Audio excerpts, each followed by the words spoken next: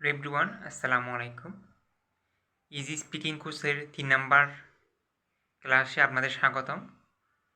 আজকে আমরা কিছু অ্যাবস্ট্রাকশন নিয়ে আলোচনা করব। তাহলে শুরু করি। আই নিড টু গো, আমার যাওয়া দরকার।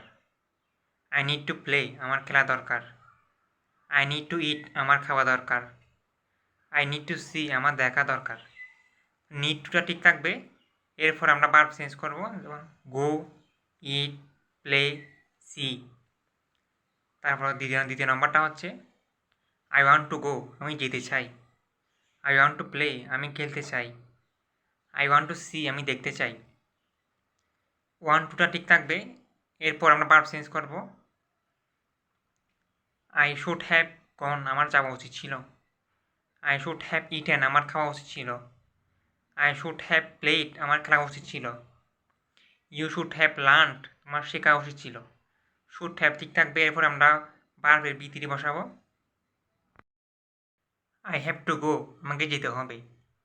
আই হ্যাভ টু লার্ন, আমাকে শিখতে হবে। আই হ্যাভ টু সি, আমাকে দেখতে হবে।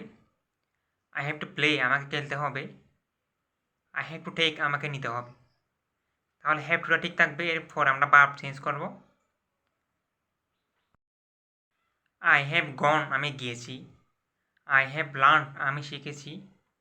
আই হ্যাভ প্লেড, আমি খেলেছি। আই হ্যাভ সিন, আমি দেখেছি। কোনো দিক বোঝাতে চাইলে আমরা টু ব্যবহার করব, যেমন I have to go to school. I have to go to college. I have to go to market. I want to go to school. I want to go to market. I need to go to school. I need to go to college.